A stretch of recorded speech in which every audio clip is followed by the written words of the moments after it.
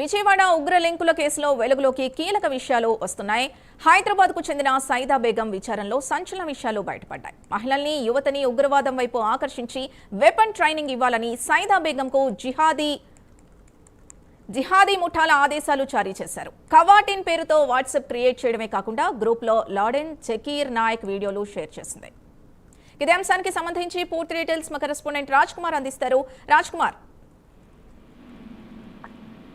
ఉగ్రలింకుల వ్యవహారంలో ప్రధానంగా కొన్ని కీలకమైనటువంటి అంశాలు వెలుగు చూస్తూ ఉన్నాయి. ఏదైతే ఇటు గత కొద్ది రోజుల నుంచి కూడా కీలకమైనటువంటి కొన్ని అంశాలు ఏవైతే ఉన్నాయో వాటిని ప్రధానంగా కూడా అటు పోలీస్ శాఖ ఇప్పటికే రివీల్ చేస్తూ వస్తుంది. ప్రత్యేకించి అటు పూర్తి స్థాయిలో కూడా ఈ వ్యవహారాలన్నిటిపైన కూడా ప్రధానమైనటువంటి ఒక విషయాన్ని ఇప్పటికే పోలీస్ శాఖ చేపట్టింది. ఉగ్రలింకుల వ్యవహారానికి హైదరాబాద్ కి సంబంధించినటువంటి సైదా బేగం విచారణలో బయటపడినటువంటి కొన్ని సంచలనటువంటి నిజాలు కూడా మనం చూస్తూ వస్తున్నాం. మహిళలను, యువతను అదేవిధంగా ఉగ్రవాదం వైపు ఆకర్షించి వెపన్ ట్రైనింగ్ ఇవ్వాలని సైదా బేగం జిహాదీలను ముఠాలను కూడా ఆదేశించినట్లు కూడా తెలుస్తుంది. మరి ఈ నేపథ్యంలో ఏదైతే కత్వానీ పేరుతో కొంత వాట్సాప్ తో పాటు లాడెన్, జకీర్ నాయక్ వీడియోలు షేర్ చేసి 42 మంది అమ్మాయిలను రిక్రూట్ చేసినట్టుగా కూడా సైదా బేగం స్పష్టం చేసినట్లు తెలుస్తుంది. మరి ఈ నేపథ్యంలో ఏదైతే